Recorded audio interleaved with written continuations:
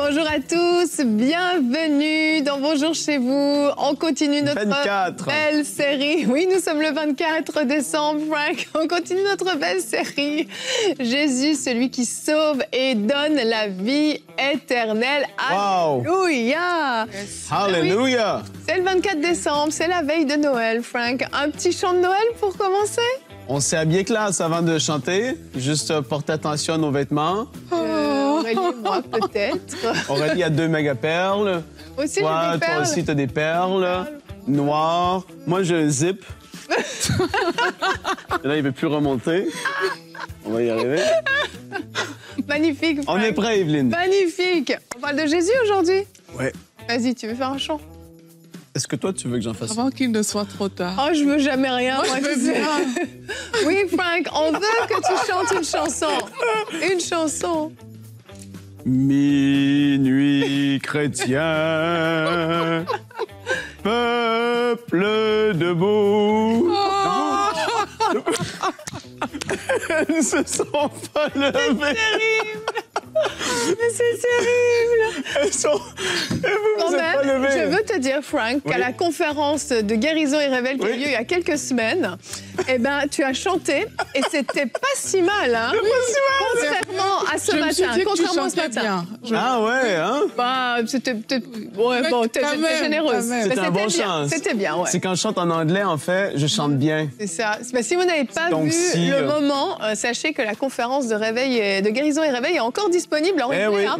Ça vaut la peine. Frank a chanté. Oh, I got a feeling everything's gonna be all right. Yeah! Mais là, j'arrête là. Ah, n'empêche que t'as senti la présence de Dieu après avoir chanté ça. Oh, Jesus! Ah ouais, ça avait été bon. Ah ouais, c'était très bien. Des fois, on rit, mais des fois, on est sérieux. Hein? Ben oui, on sait tout faire, nous. On sait tout faire. Alors aujourd'hui, on parle donc de Jésus, celui qui sauve, celui qui donne la vie éternelle. Et Frank, tu vas faire une rubrique conseil du coach. Tu nous diras comment vivre l'instant présent, mais avec une perspective éternelle.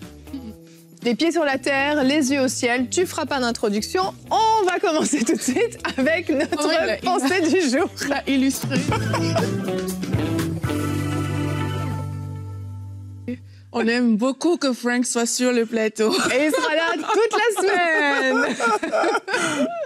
On t'écoute, Aurélie. Oui, on va commencer cette pensée dans Matthieu 7, au verset 13. La Bible nous dit « Entrez par la porte étroite, car large est la porte, spacieux est le chemin qui mène à la perdition, et il y en a beaucoup qui entrent par là. Mais étroite est la porte, resserré le chemin qui mène à la vie, et il y en a peu qui le trouvent. » Donc, à travers ce verset, on voit qu'il y a 2 chemins. Et un premier chemin, en fait, qui est celui du monde. Et la Bible nous dit qu'il est large, il est spacieux. C'est un chemin qui est naturellement proposé par le monde. Et on sait que les valeurs du monde sont complètement à l'opposé des valeurs de Christ. Et il y a beaucoup, la Bible dit, qui choisissent ce premier chemin-là. On a l'impression même que c'est facile d'y entrer parce que la Bible dit qu'il y a beaucoup qui entrent par là. Mais lorsqu'on parle du deuxième chemin, on dit qu'il est resserré, on dit qu'il est étroit, et lui, on dit qu'il y a peu qui le trouvent.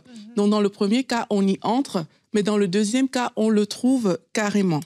Et là, ça nous montre en fait quoi? C'est qu'il y a vraiment 2 chemins qui s'opposent, et le deuxième chemin dont il est question ici, eh ben, c'est Jésus-Christ qui lui-même a dit qu'il est le chemin, la vérité et la vie. Cela veut dire quoi? C'est que c'est par Jésus-Christ, c'est le seul chemin, c'est la seule porte par laquelle on a accès à cette vie éternelle.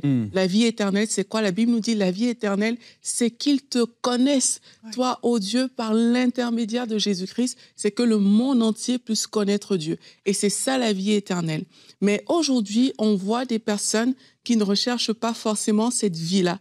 Pourtant, elles recherchent la vie, elles recherchent le bonheur, elles recherchent même la vie en abondance quelque part.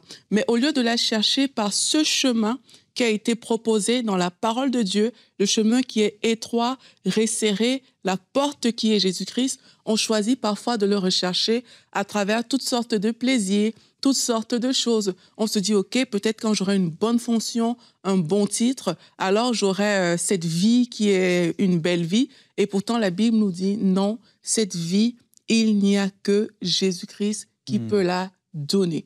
Et aujourd'hui, on veut tout simplement vous encourager en vous disant, choisissez ce vrai chemin. Choisissez le chemin qui est Jésus-Christ. Ça peut sembler peut-être pas à la mode. C'est pour ça que la Bible dit qu'il est étroit. Peut-être que vos amis vont se moquer de vous lorsque vous allez choisir cette vie éternelle. Mais c'est la seule vie valable sur la terre parce que non seulement la vie en abondance commence ici, mais on va la poursuivre au ciel. Si vous arrivez quelque chose demain, on ne le souhaite pas, où passerez-vous l'éternité? C'est la question qu'il faut se poser lorsqu'on parle de la vie éternelle. Si vous sentez dans votre cœur que vous n'avez pas de certitude quant à votre éternité, alors il faut accepter de prendre ce chemin qui est Jésus-Christ. Il faut accepter la vérité de la parole de Dieu. Il faut accepter la vie que Jésus-Christ nous offre parce qu'il est ce chemin, il est cette vérité et cette vie que vous recherchez.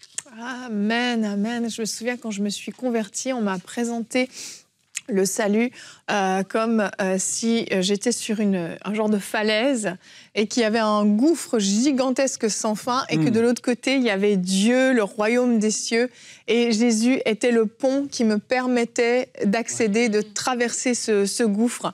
Et je me souviens, ça m'a beaucoup parlé. Bon, moi, j'aime beaucoup les images, mais ça m'a beaucoup parlé pour comprendre que, en fait, sans Jésus, il m'est complètement impossible d'aller à Dieu. Et on l'a vu hier, on en a parlé, on a tous péché, on a tous été séparés de la gloire de Dieu, donc en fait, on n'a aucun accès au Père par nous-mêmes. C'est impossible, complètement impossible. Mais comme tu le dis dans ta pensée, Jésus lui-même l'a dit, je suis le chemin, la vérité et la vie. Il est le chemin qui mène à Dieu, qui mène au Père. Et en fait, nul ne peut venir au Père sans passer par Jésus. On est obligé de passer par Jésus. Et passer par Jésus, ça peut paraître bizarre. Qu'est-ce que c'est, ça, passer par Jésus? Parce qu'il n'y a pas vraiment un pont, là, en fait, sur lequel on marche. Il n'y a pas vraiment un chemin. On parle de chemin resserré, étroit. Il est où, ce chemin? Dans quel pays je dois le trouver? Ça peut devenir très, très compliqué. En fait, c'est très, très simple. C'est simplement se tourner vers Jésus, juste lui parler. Juste lui parler, lui dire, Seigneur Jésus, je crois en toi. Je crois que tu es vivant, je crois que tu es mort pour moi, je crois que tu es ressuscité aujourd'hui et je veux te donner ma vie et je veux que tu me permettes, oui, d'être réconcilié avec Dieu parce que qu'on le veuille ou qu'on ne le veuille pas, il y a une séparation entre Dieu et les hommes qui est inévitable. Et comme je le dis, il n'y a que Jésus qui nous permet d'accéder à lui. C'est très biblique ce que tu dis, Evelyne, parce que il y a un passage qui nous dit, justement, un passage que j'aime beaucoup, qu'il y a un seul médiateur entre Dieu et les hommes, Jésus-Christ. Un médiateur, c'est celui qui réconcilie. Réconcilie. Non, qui apporte la paix entre deux parties qui étaient divisées. Il est ce médiateur. Oui. Et non seulement parce que des fois, tu peux te dire, mais en fait, ouais, mais j'ai pas trop envie de ça, Jésus dans ma vie. Je crois en lui, mais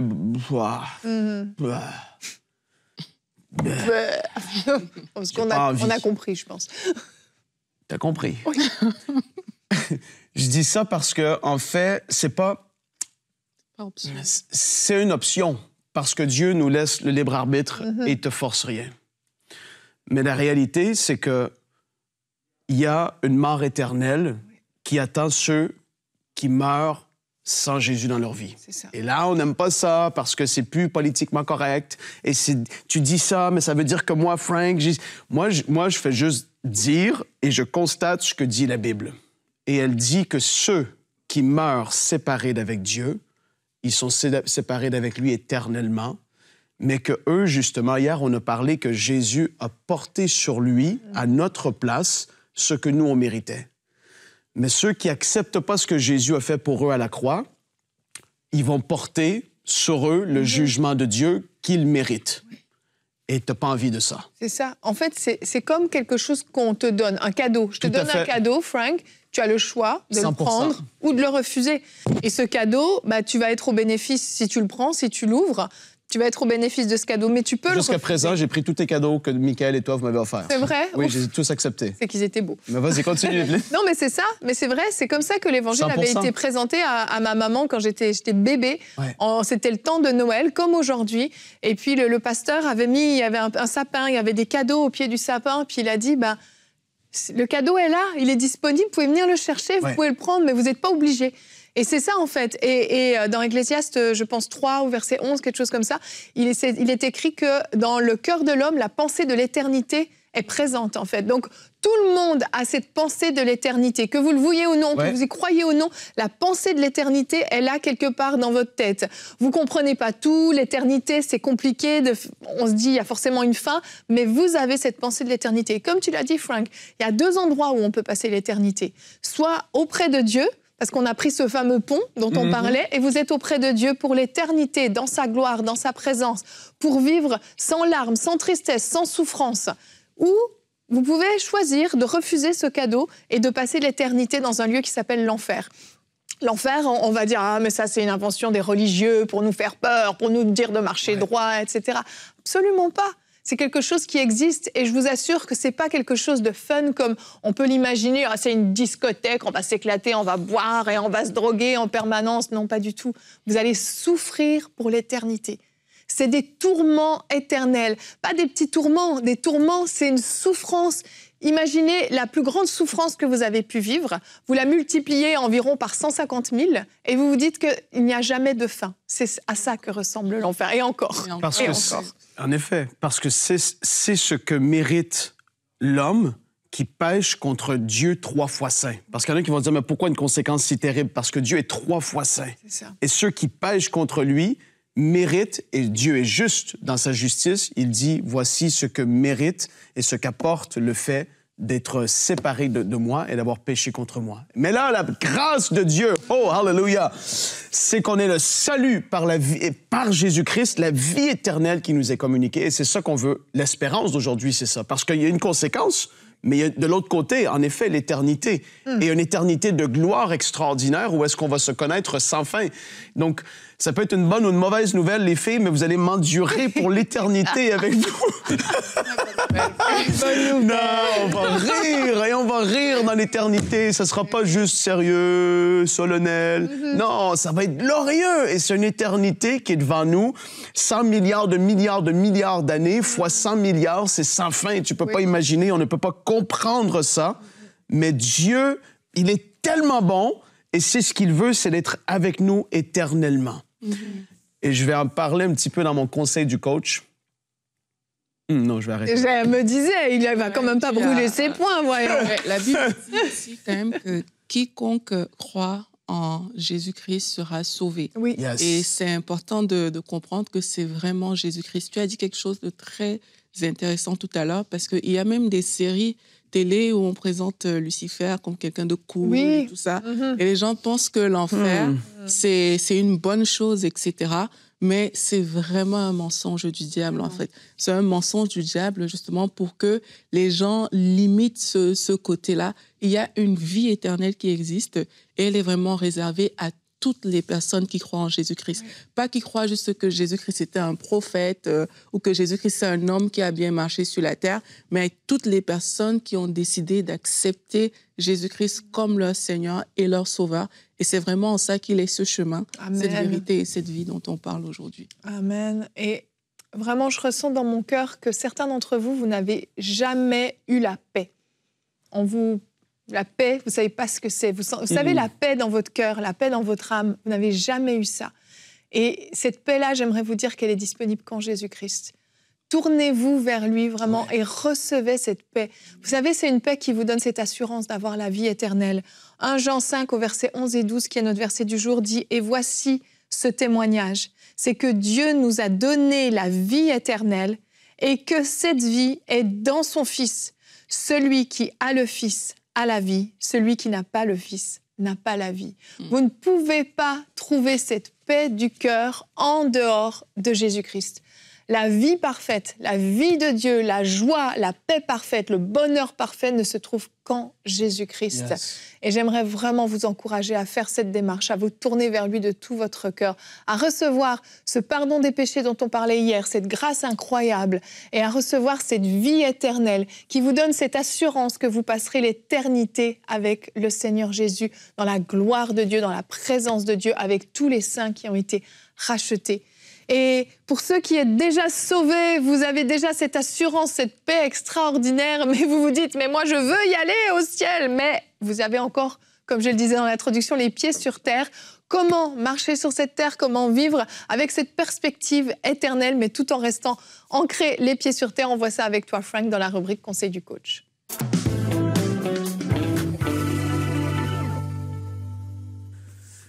Conseil de l'assistant coach aujourd'hui, les filles. Assistant coach, OK. Ouais, peut-être.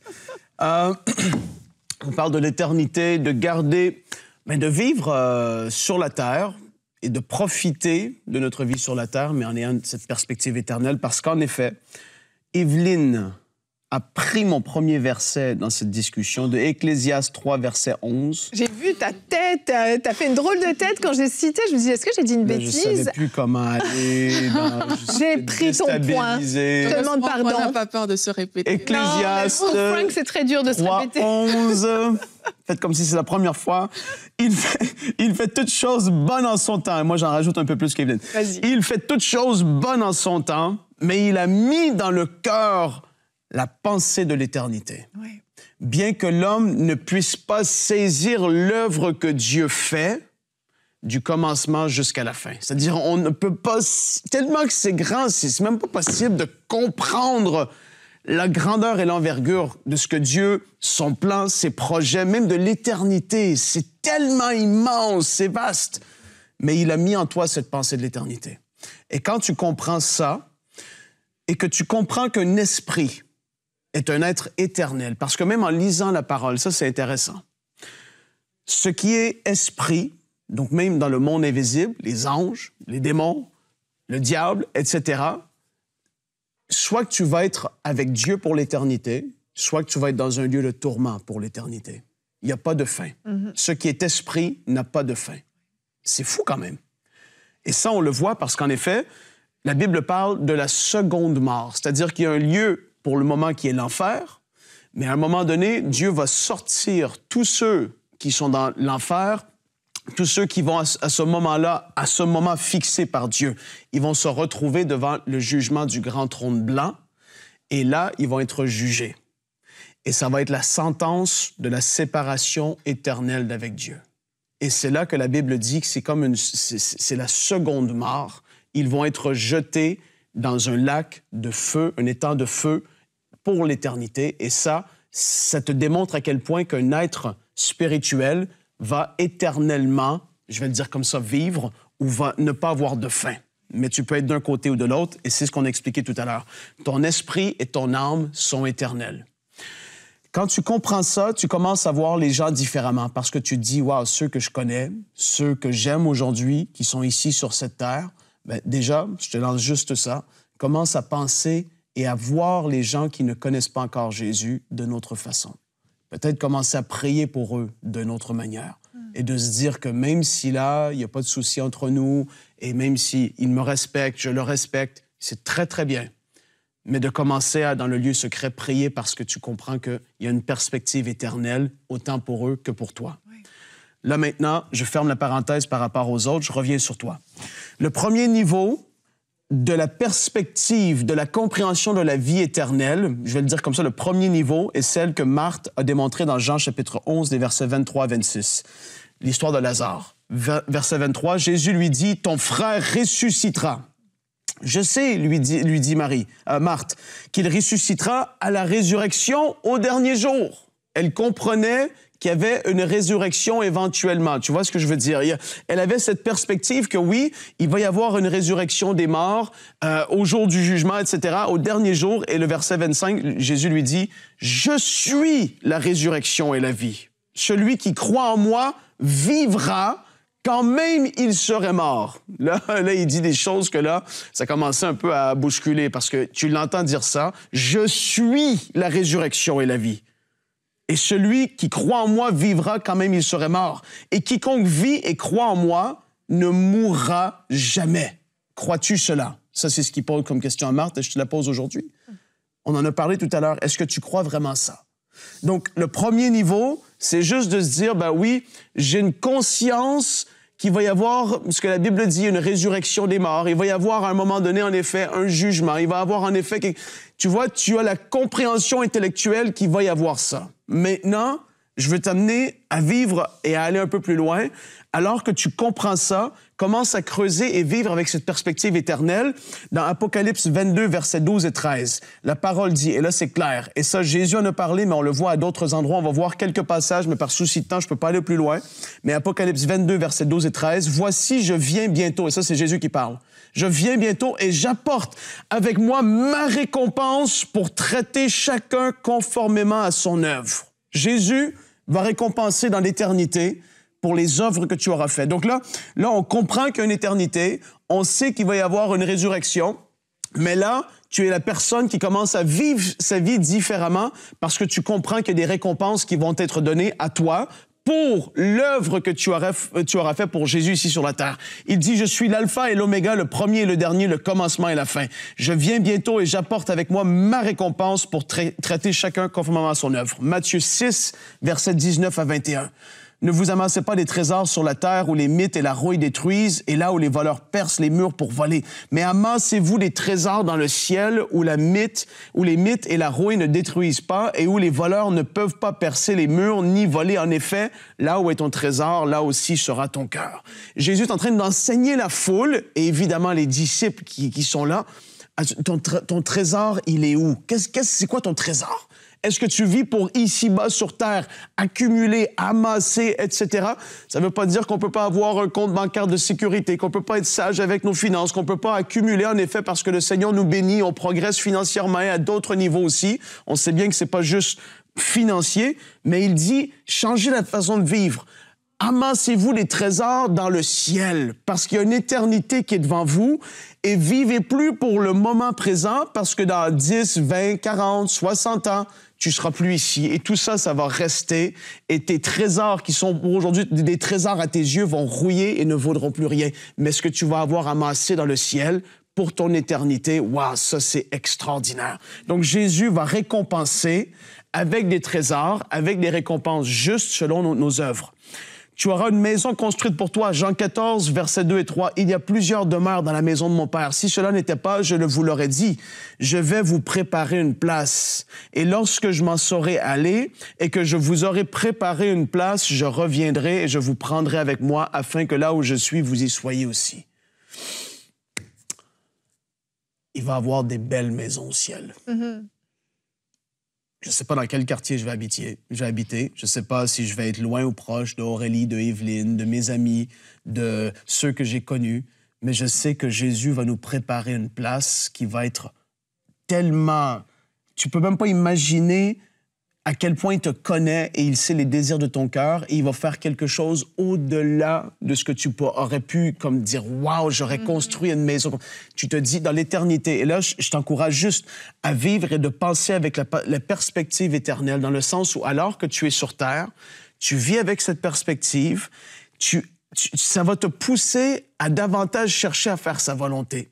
C'est pas que tu le fais parce que tu l'aimes, mais tu comprends qu'en faisant ce que tu vas faire pour lui, il va y avoir des récompenses. Paul le disait, il était conscient de ça à la fin de sa vie, il a dit « La couronne de justice m'est réservée ». Et je ne parlerai pas de ça, mais c'est une autre forme de récompense. Il y a tellement de choses à dire par rapport à ça. Il y en a qui vont avoir des brillances selon la fidélité à leur appel dans l'éternité à venir. Daniel 12, verset 3, « Ceux qui auront été intelligents, c'est-à-dire en accomplissant ce que Dieu leur a demandé de faire. Ils ont été intelligents et sages, ils brilleront comme la splendeur du ciel. Et ceux qui auront enseigné la justice, c'est-à-dire ceux qui vont avoir amené des gens à connaître Jésus, à la multitude, brilleront comme les étoiles à toujours et à perpétuité. Et même Paul en parle dans 1 Corinthiens, chapitre 15, c'est tellement intéressant. L'éternité à venir, il va y avoir... Je dois terminer rapidement.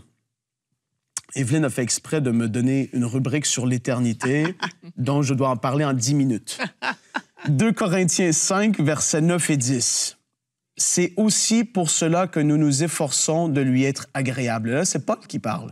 Écoutez, il était conscient de ça. Il dit, nous nous efforçons de lui être agréable, soit que nous vivions dans ce corps, soit que nous le quittions, c'est-à-dire que je sois ici sur terre ou pas.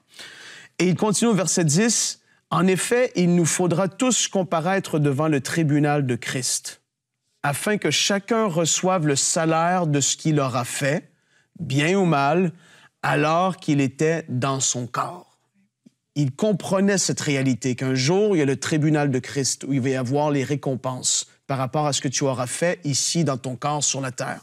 Et 1 Corinthiens 3, les versets 11 à 15, dit « Car personne ne peut poser un autre fondement que celui qui a été posé, savoir Jésus-Christ.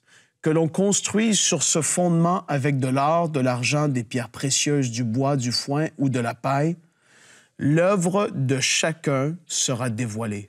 Tes œuvres seront dévoilées. » Regarde ce qu'il dit. « Le jour du jugement le fera connaître, car elle se révélera dans le feu, et l'épreuve du feu indiquera ce que vaut l'œuvre de chacun. » C'est-à-dire que la vie que tu auras vécue ici sur Terre, c'est comme si ta vie, elle traverse un feu.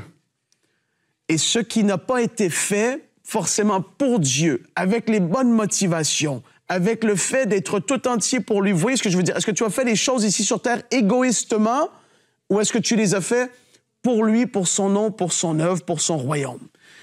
Et ta vie et les œuvres de ta vie vont passer par un feu.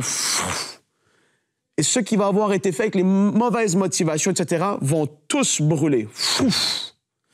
Et il y en a que, malheureusement, la vie quasiment entière va faire fouf.